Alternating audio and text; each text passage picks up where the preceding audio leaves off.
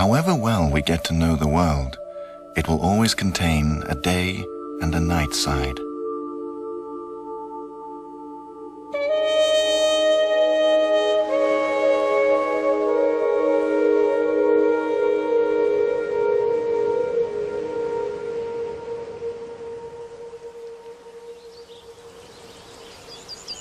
Yellow and orange hues bear the essence of light, Goethe says. An immediate warmth seems to billow towards us.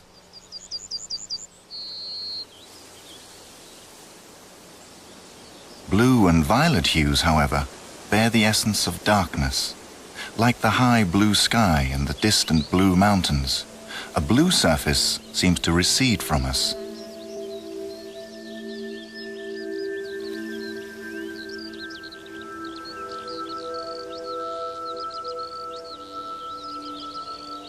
When we look at the world, we see colors. We are used to thinking that these colors have something to do with the light. All cats look the same in the dark, we say. If the light disappears, the colors disappear.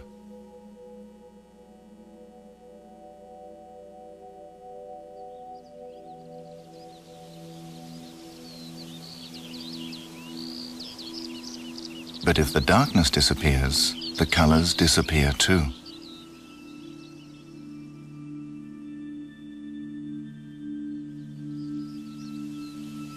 It's the light and the darkness together that create colors and render the world recognizable. In physics, colors can be measured, but colors possess other qualities and properties which cannot be measured, but which we sense immediately.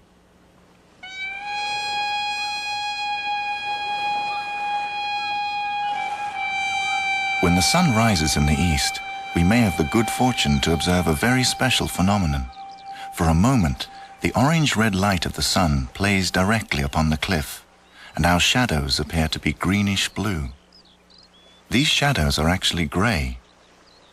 Our eyes form the greenish-blue as a counter to the powerful orangish-red light.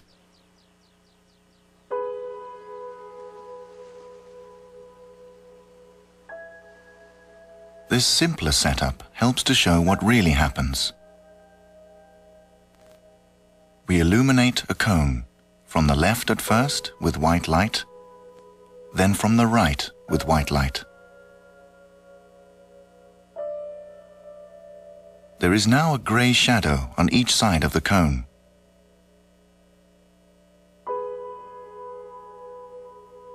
If we add a green filter to the left-hand lamp, the whole setup is bathed in green light, except for the part that is in the shade of the cone. This time, when we switch on the light on the right, which is still white, our vision creates a magenta shade where there is room for it, namely in the grey shadow. If we zoom in until we can't see the surroundings anymore, but only the shadow itself, it stops looking magenta and turns grey again. If we view the shadow in isolation, it is grey, but when we see it in the context of which it is part, our vision invokes a magenta shade. Magenta is green's complementary color.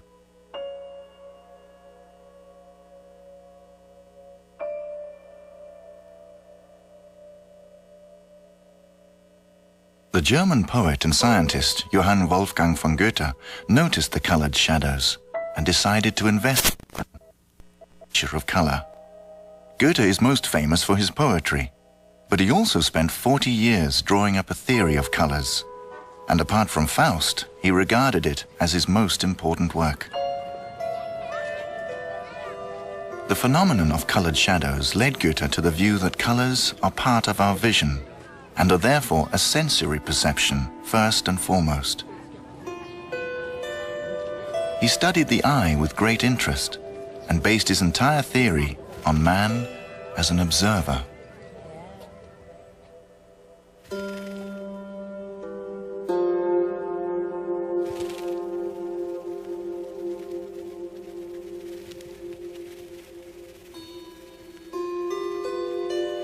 About vision, he said, "It will always strive for totality and unity, as we see from the colored shadows.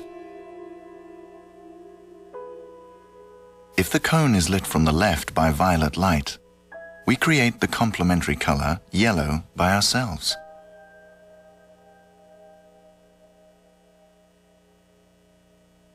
Cyan blue light creates the complementary color red.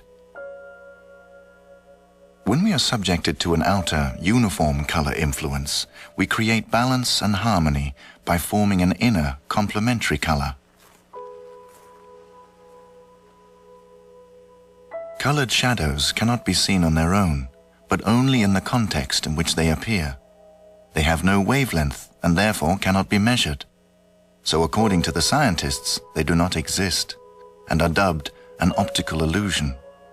Nevertheless, we see them.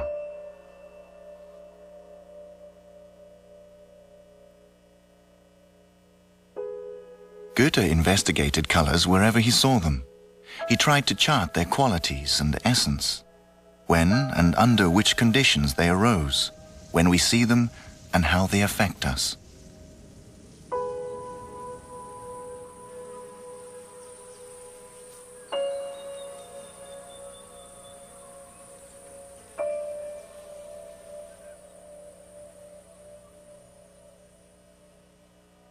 He rendered the results of his work visible in this color wheel. Here he has incorporated the general laws he discovered. For example, the complementary colors, the harmonic pairs of colors, are situated opposite one another.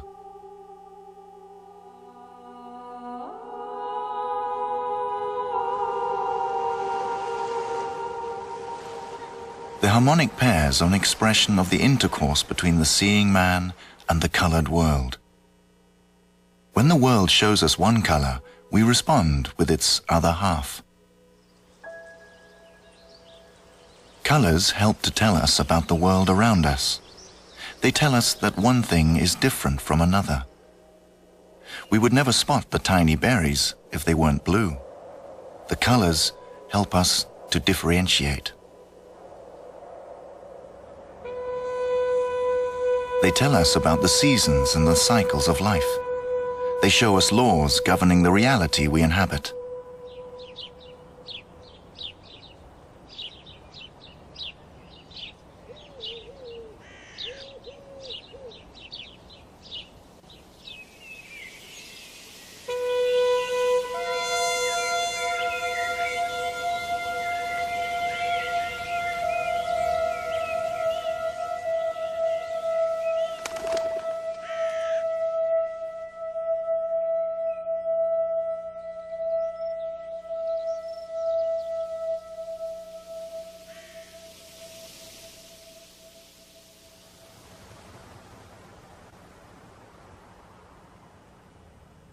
Goethe concluded that colors affected us, body, mind, and soul.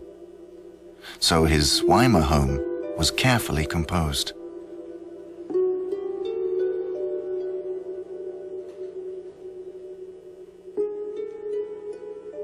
The yellow of the dining room walls creates warmth and pleasure.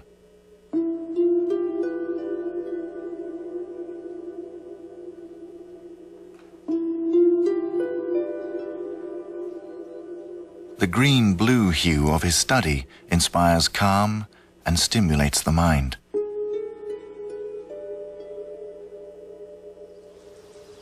There are many different forms of color: chemical colors in flowers and trees, physiological colors like the colored shadows, and prismatic colors which arise when light is refracted by a prism. Crystals and raindrops can refract the light into all the colors of the rainbow.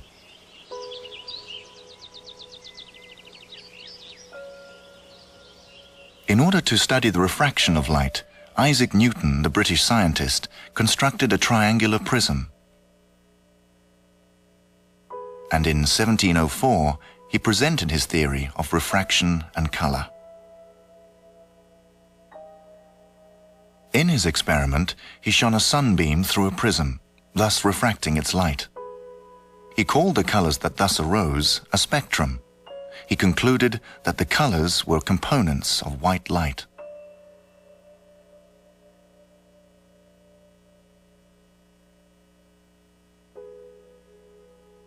Goethe knew of Newton's theory. To test it, he borrowed some prisms from a friend. He looked at a white wall and thought he would see a spectrum. But all he saw was the white wall. But when he looked in the direction of the window, something happened.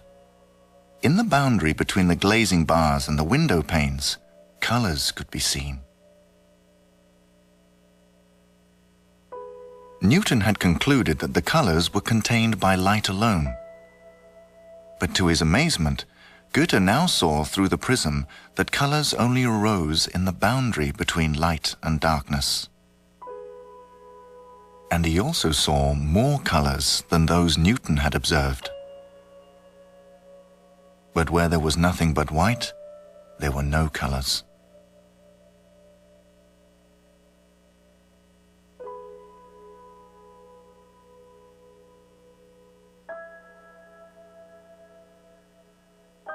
Here are the colors Newton and Goethe saw.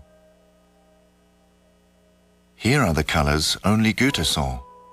Newton didn't see these. It was as if he only included half of the colors. Goethe included both spectra in his color wheel. In his experiment, Newton tried to isolate sunlight in a darkened room, and then from geometrical descriptions, he deduced his theory.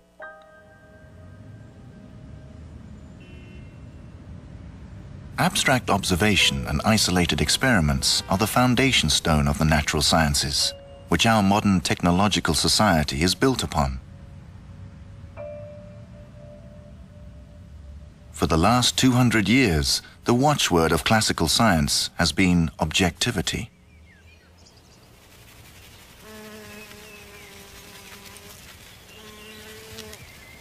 Goethe's view was that sensory perception was important because it links us to the world and gives us knowledge of it. His investigations remained within the reality we can see and sense.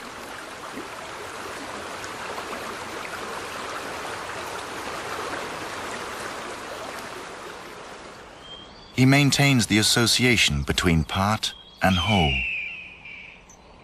To gain knowledge of the world, he says, we must first dismantle it, but then we must reassemble it to return it to its true context.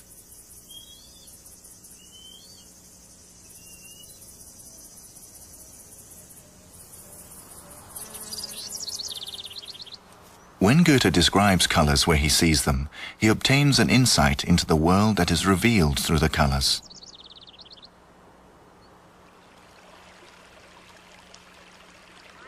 He emphasized that it was important to observe the phenomena of color without pleasure or displeasure, without expectations or prejudice. If we see them as they really are, they open up and tell other stories.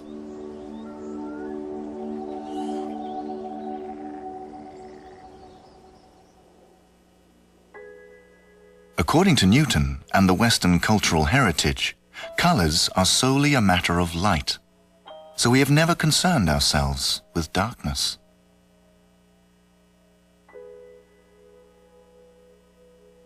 The natural sciences call darkness the absence of light. But you can't observe a ray of light or a ray of darkness.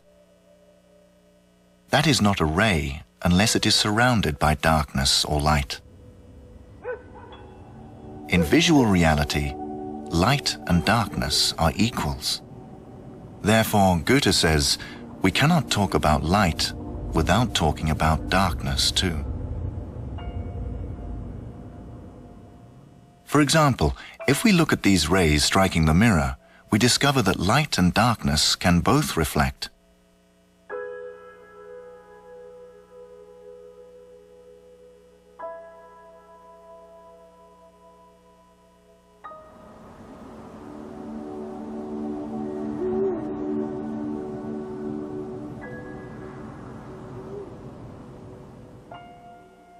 Science describes light as bundles of energy or electromagnetic waves. But deep down, we still don't know what light is. What we do know is that we can only see it when it strikes something. Although the rays of the sun are everywhere in the darkness of space, we only see them when they strike other planets. What we see here is Earth, not the light itself. Light is invisible and only becomes visible when it encounters matter such as the moon, the Earth, a hand, or some countryside.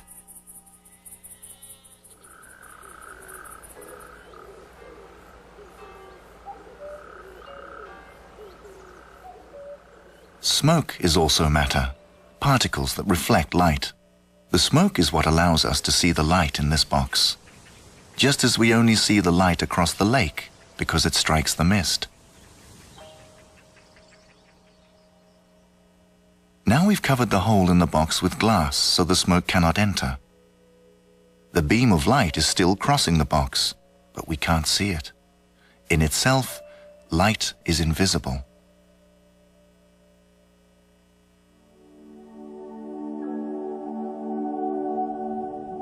We are used to talking about sunlight, but the light we see is really luminescent matter, namely glowing particles.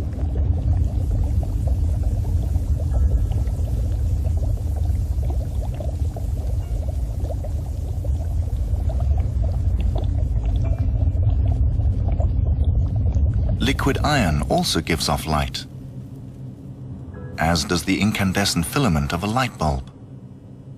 All sources of light are luminescing matter.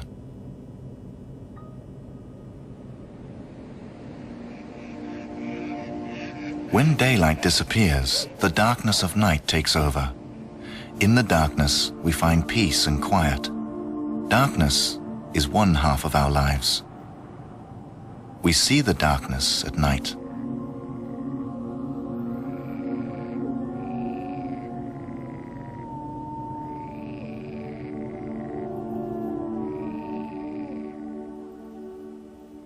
We see darkness in the shadows.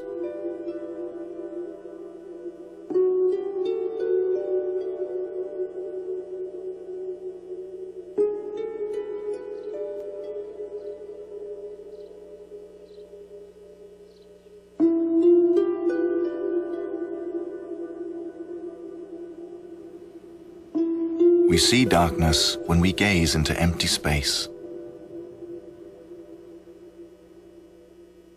You might say that darkness is space, space containing invisible light. We associate light with matter and darkness with space.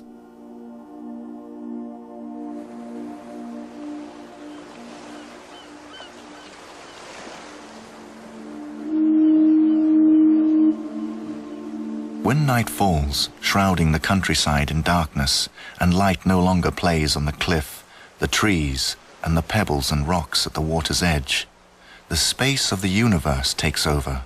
The world becomes cold and distant. But when light from the first glow of dawn spills onto the cliff, and the treetops once more turn green and distinct, and the dark sky turns blue, the world becomes textural and present.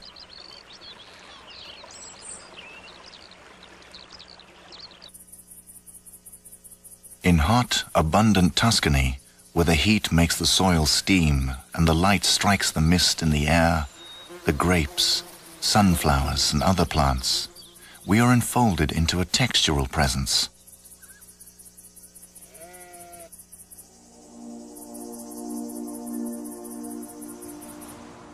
In the cold Norwegian fellscapes, where the air is pure and clear, and plant growth sparse, space and remoteness dominate. We feel small in this vast outdoor space.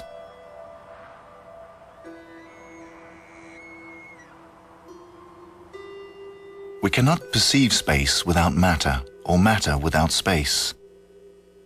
In our perception of reality, matter and space are inseparable.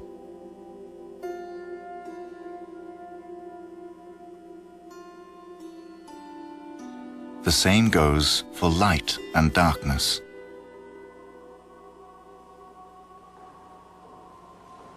Light and darkness form a fundamentally opposing pair. Goethe called it the light-darkness polarity.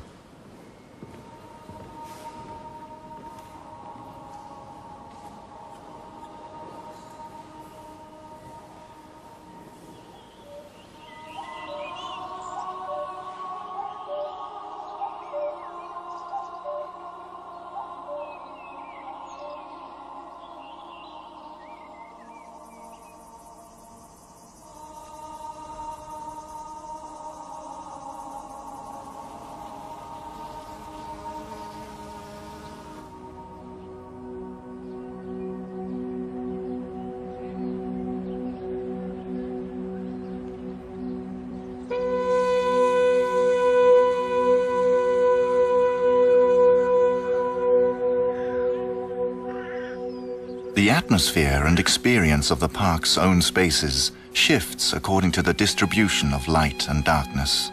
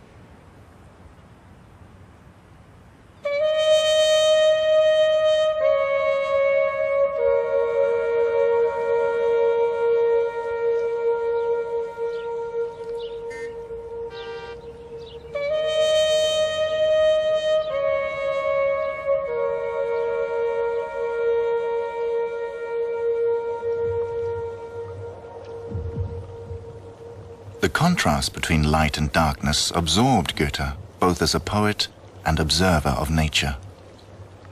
In the celestial phenomena, Goethe studied the encounter between light and darkness and the birth of colors.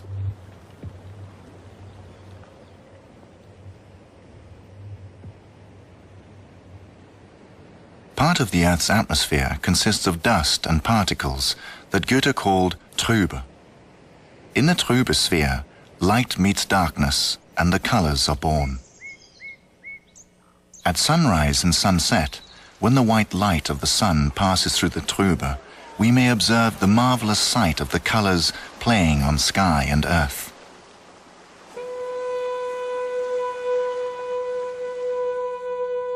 To explain what happens, Goethe ordered pieces of glass to be mounted in the lid of the box. They are colorless, but translucent, and thus have the same effect as the ash and particles in the Trübe sphere.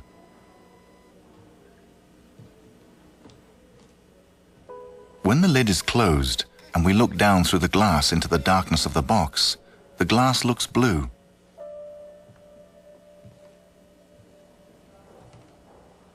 When we open the box and look through the glass into the light, the glass turns yellow.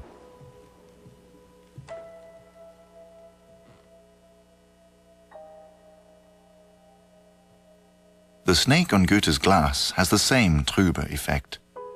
When we see the snake with the light behind it, the snake looks yellow. But if we see the snake against the dark background, we see the snake as blue.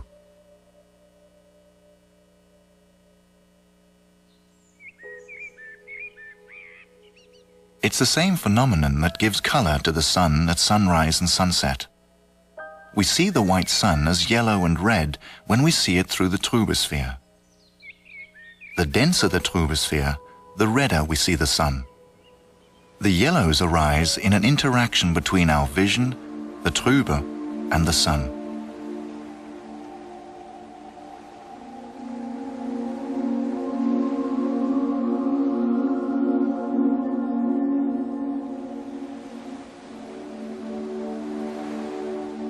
When we look at the sky, what we are actually gazing into is the darkness of outer space. But we see it as a blue sky when the light from the sun passes through the Trübe sphere that's just in front of it. The particles of the Trübe sphere reflect the light. There is thus light in front of the darkness. The thinner the Trübe sphere, the darker blue we see the sky. The blues arise in the interaction of our eyesight, the darkness of outer space, and the illuminated Trübe. The colors belong to our eyesight.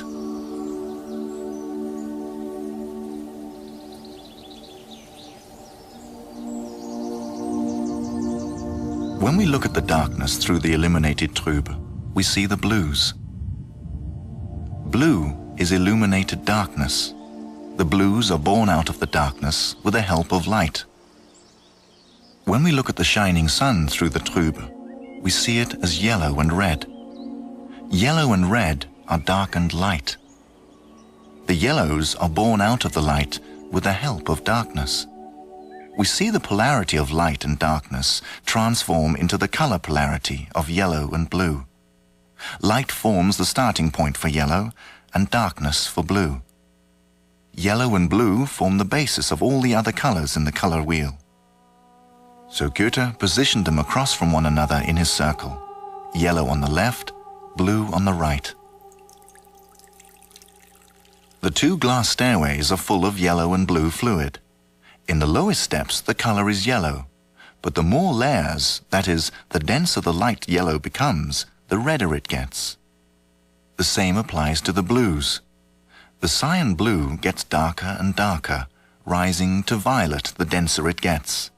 Goethe called this the color Steigerung, or intensification. Goethe shows in his theory of color that the concept of intensification recurs in phenomena as different as molten iron, a flower, a feather, the sky. Everywhere the same pattern, from yellow to red and from cyan blue to violet.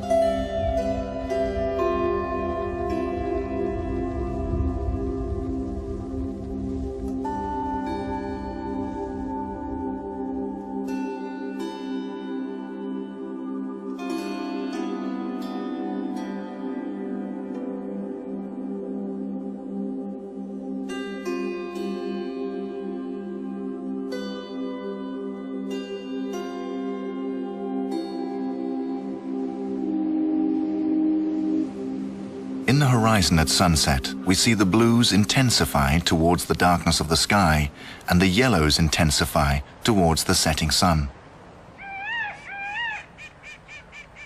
The blue Steigerung goes from cyan blue to violet.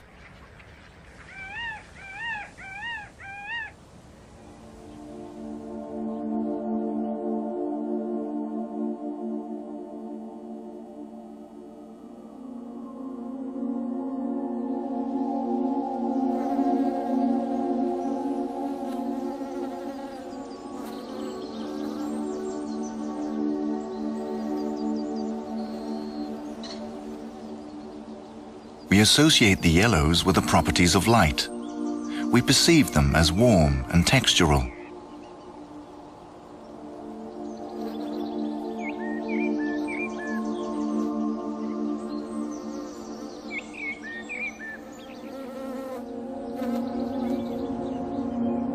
We associate the blues with darkness. We perceive them as cold and spatial.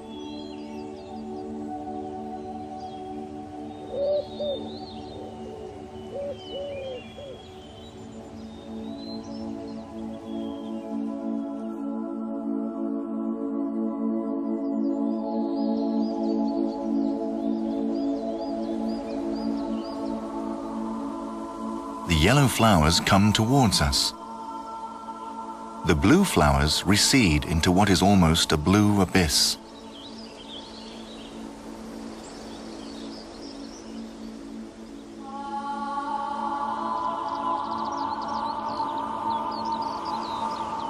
We ascribe properties to the colors corresponding to the polarity of light and darkness, such as hot and cold, proximity and distance, major and minor. And we use colors to describe things in our lives. Golden eras, feeling blue.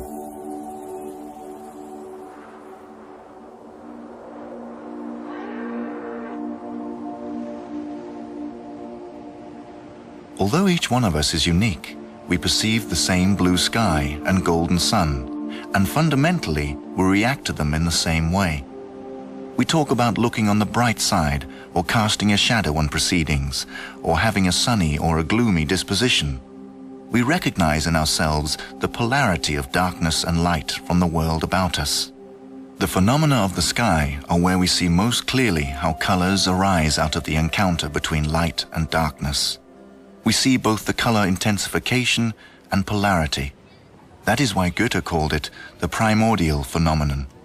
In Goethe's scientific method, then, the colors are described where we see them. So he insists that we ourselves are part of the experiments. We cannot separate the seen from the seer, he says.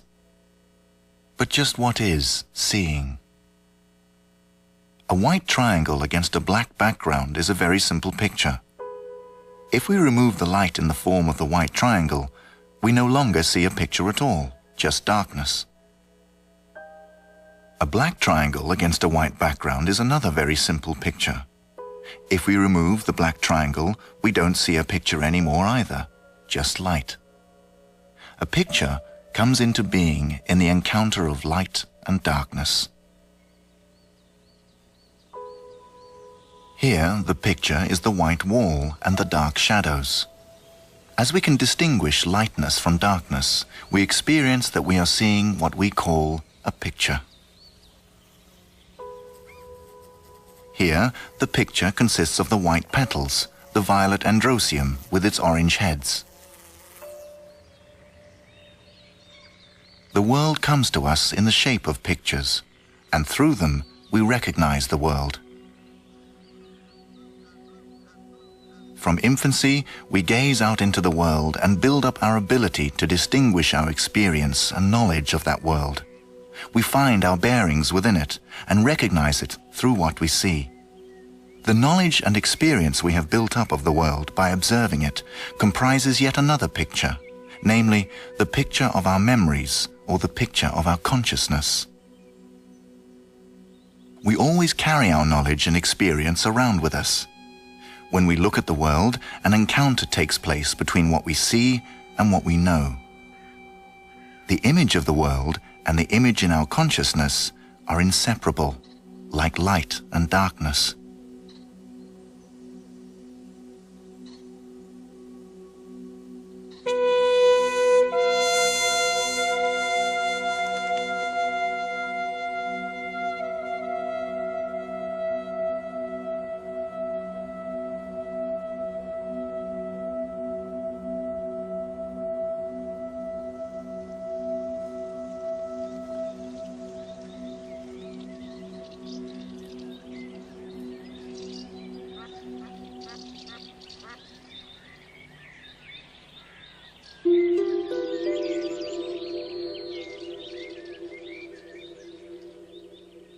Goethe's investigations took place in the world of pictures because he described what he saw.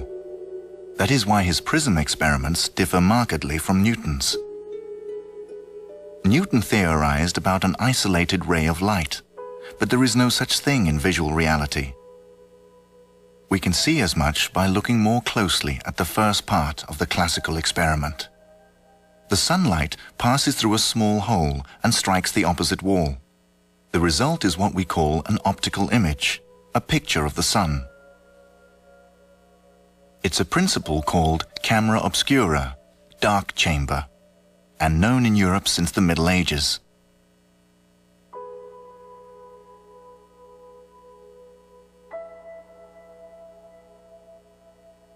When the light from the sun passes through the hole, an image of the sun is formed.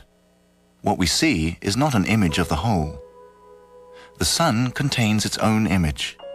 No matter how small the hole, and no matter what shape it is, a round image of the entire sun will always be formed, surrounded by the darkness of space. It is not an isolated ray of light. The bulb in the camera obscura emits light into the room. Some of it escapes through the tiny hole in the wall and strikes the screen. Not only is the image of the bulbs depicted through the little hole, but the darkness around them too. That is why we see the picture of the arrow.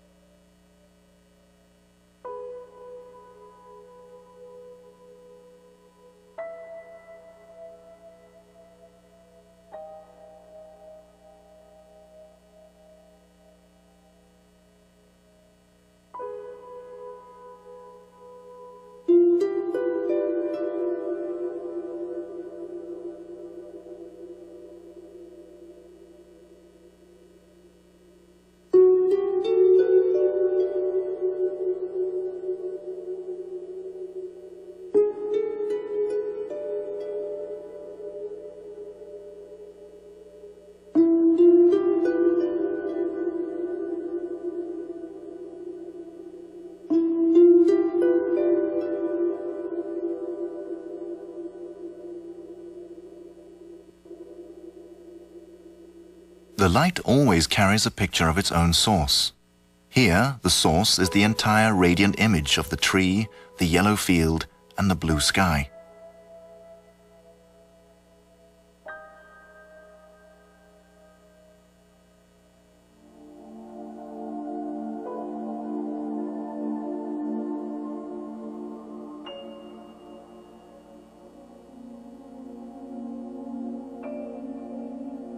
Newton knew that the shining dot on the screen was a picture of the sun.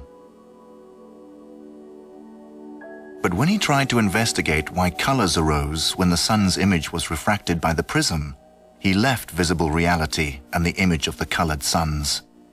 He did so in order to seek a proof of why colors arose based on the contemporary perception, that everything in the universe consisted of tiny, invisible building blocks or atoms.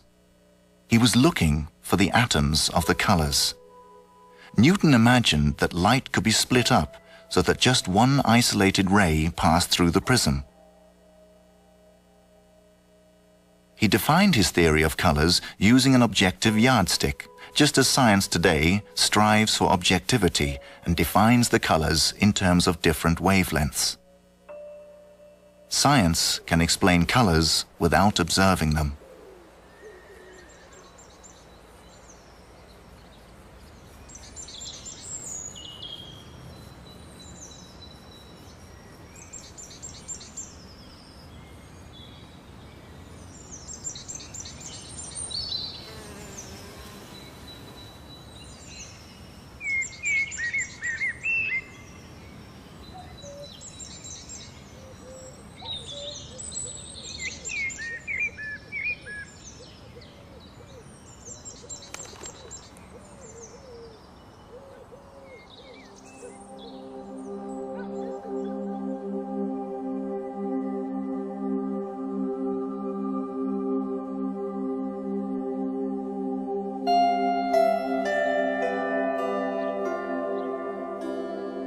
The natural sciences show no interest in darkness.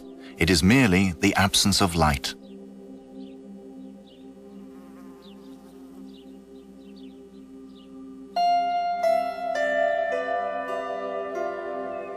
But it is our ability to see and interpret pictures that links us to the world we live in. Pictures that arise in the encounter of light and darkness. Newton presented a theoretical interpretation of the prism experiment, but Goethe chose to examine what he actually saw. He began to explore the image of the color spectrum. He replaced a white square against a black background for the round sun. When the image was projected through the prism, he saw two color spectra, a yellow-red one above and a cyan-blue-violet one below. He observed that it was in the horizontal boundaries between light and darkness that colors were born. He called the two spectra boundary colors. The boundary colors may also be seen in the sky where day meets night.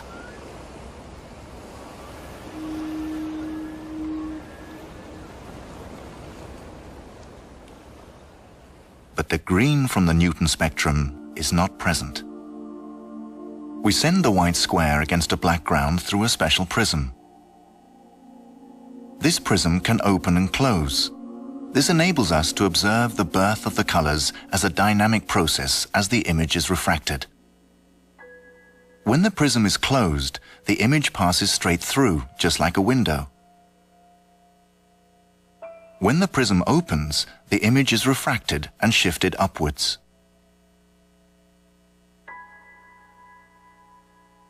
We now observe the way the boundary colors arise as the prism opens. Yellow-red below, blue-violet above.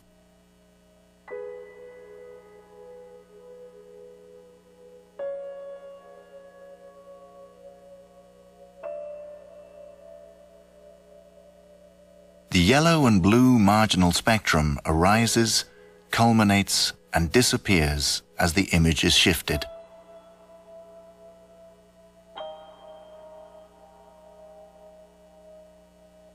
If we substitute a bar for the square, reducing the distance between light and dark, something else happens.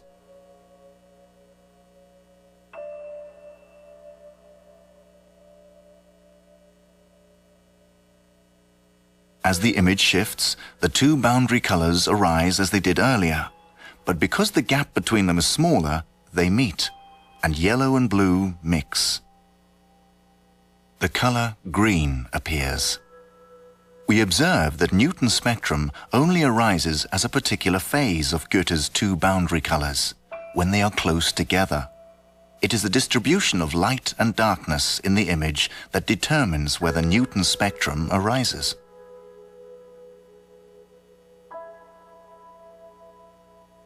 Newton concentrated on a theoretical definition of the colors.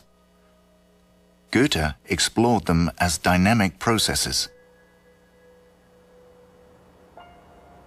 Everywhere, in prisms, in celestial phenomena, in nature, he observed and recognized the birth, culmination, death, and rebirth of the colors.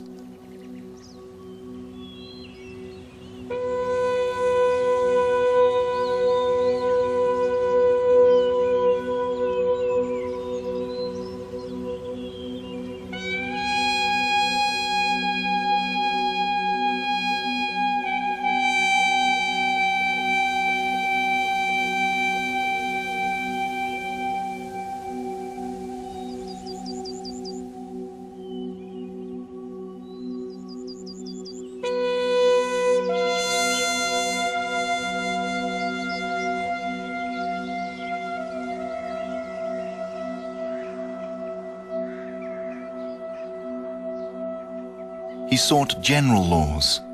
One of them was that colors arise where light and darkness meet.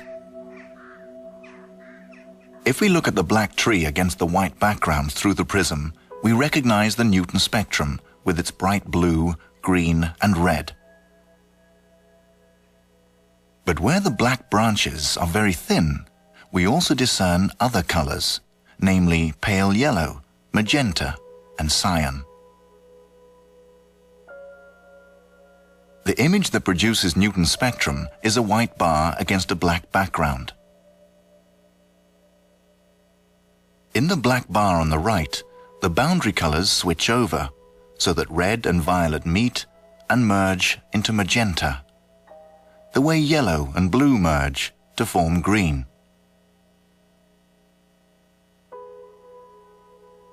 Here is the dark spectrum that Newton found, together with the light spectrum that Goethe added.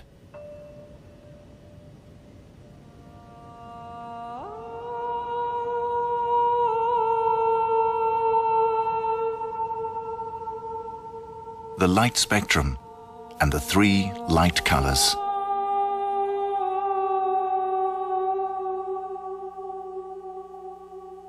The dark spectrum and the three dark colors. Goethe incorporated both the light and the dark spectra into his color wheel. In the color wheel, we recognize all the general laws the colors abide by everywhere in nature, the nature we are a part of. Because recognition is harmony, Goethe calls his color wheel the harmonic color wheel.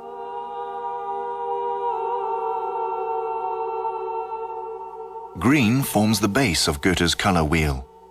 It arises as a blend of the two primary colors, yellow and blue. The polarity is suspended, and balance and calm emerge.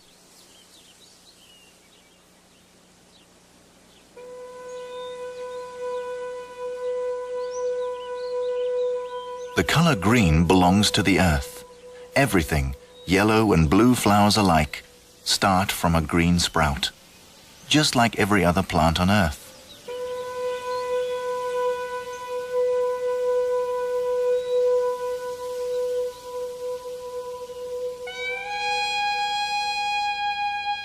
We may talk of the earth's green cradle.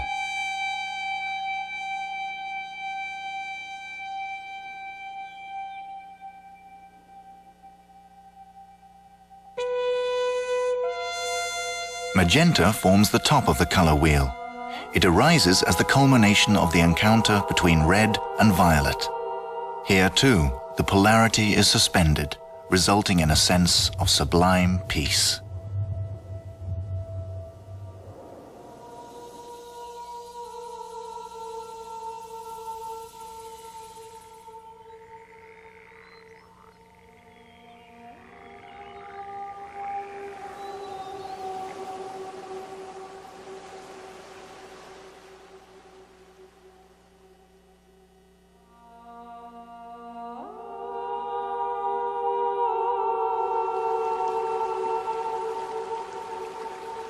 Clear light is everywhere, Goethe said. It hastens through space and only becomes visible when it is braked, when it meets resistance.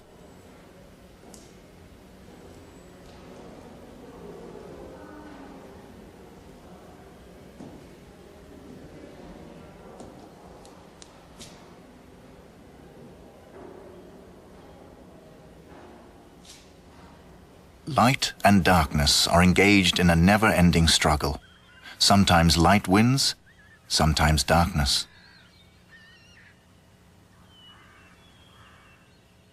Even in a pansy, we recognize light and darkness.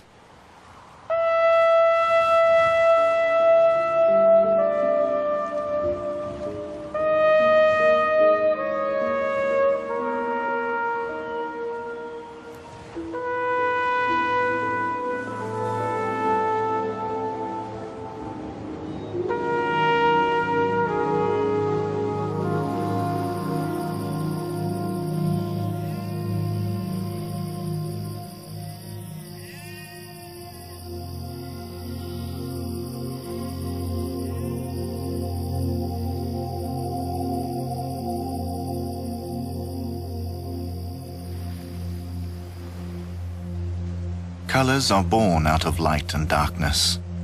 They always have been and always will. We are part of the world of colors, and through them we gain knowledge of the world and of ourselves.